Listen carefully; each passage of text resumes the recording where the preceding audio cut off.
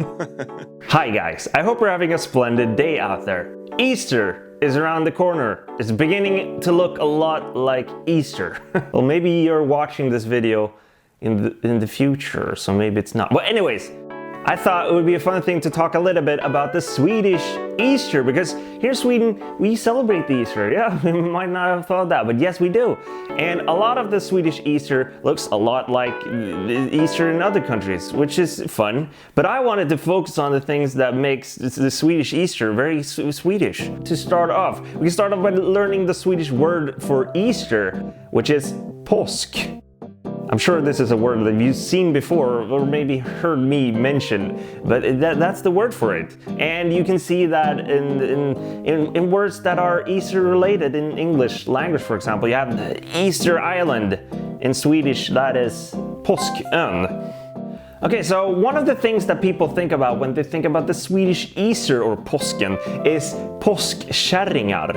Or if you translate that into English, it would be Easter hags. Or Easter bitches. It's not a very fancy word if you translate it into English, but the Swedish word påskkärring, it doesn't have that negative as if you were to say Easter hag to somebody. But anyway, påskkärringar are, according to old Swedish belief, witches that were traveling to a place called Blåkulla during the Easter time. More specifically, they were traveling on the night of skärtorsdagen, or the Thursday before Easter, to then return on Easter Day. So basically we dress up as these påskkärringar, and there's a specific makeup to it, a certain dress code to it. I'll try to show a picture of it right now. And as you can see, you have the freckles on, there's some kind of a rouge thing going on, and you have to have this headscarf on your head, and there's, you know. But what kids do, they dress up like these, and then they walk around to houses and wish a happy Easter by either saying it or handing over a card saying happy Easter or glad påsk as it is in Swedish. And as a thank you, they would receive candy. So it's almost in the same sense as Halloween, but with witches that looks cute and not scary at all. Another variant of this that occurs in other parts of the country. In this variant, the kids throw this card containing this Happy Easter onto the building, and then it's up to the owner of the building to chase the witch down in order to catch them, and the witches should try to escape. I've never experienced this myself, so I can't really tell whether people are doing this for fun or if there hasn't been any accidents involved. But if you've been to this part of the country, or maybe you are from this part of the country where you have this tradition, well, please tell us in the comment section down below. But that's interesting to know nonetheless.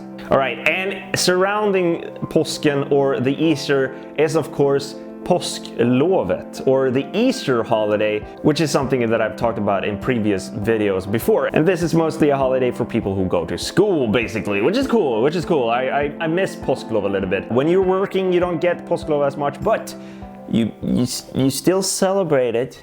Okay, so on to the actual celebration. To be fair, the whole Easter celebration in Sweden, I suppose elsewhere in the world, it's going in all directions. You have eggs, you have witches, no, that's only in Sweden, but you have the Easter rabbit. What has chickens with rabbits and witches to do? And then on top of that, you have the whole Christian traditions. So it's a mishmash of different things. And due to this, I can't really tell that there's a specific order of things that people do, because it isn't. You have certain things that are very common in Sweden, but you don't have a set schedule of things that you have to do. But one thing that is pretty common in most places is the food. The food is pretty similar wherever you go in Sweden, or kind of. And the funny part about the Easter food here in Sweden, it's the fact that it kind of resembles the food that we eat on Christmas, because you have salmon, you have herring. It's a lot of fishes for some reason. You have Janssons frestelse, you have potatoes, you have eggs. And on top of that, we drink here in Sweden something called påskmust. I will show a picture of it here somewhere. It tastes exactly like something called julemust. So these two are, it's the same thing but different labels on them. It's pretty sweet and very nice. It's very nice and sugary. It's extremely sugary. When you drink påskmust, you're bound to get even more thirsty than before you drank it. So, but it's good. It's good. Another thing that we do here on Easter or påsken in Sweden is that we decorate our homes. And we do that by doing the whole painting eggs that you do elsewhere.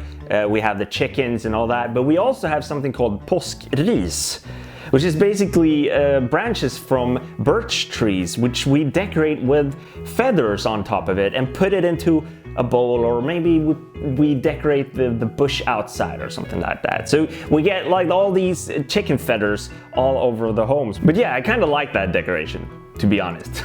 Another thing that is pretty common, I wouldn't say it's super common, but it's something called påskbrasa, which means Easter bonfire. And to be fair, a lot of Swedes confuse påskbrasa with majbrasa, or the May bonfire. Majbrasa is something you lit to celebrate the oncoming summer, and you are able to grow things again. Påskbrasa was something that you lit in order to scare these witches away, or these påskkärringar away. So when they were traveling to this place called Blåkulla, you were to lit these fires to just prevent them to coming to your house and doing whatever witches do, which I am not really sure of yet. Maybe turn you into a frog or something?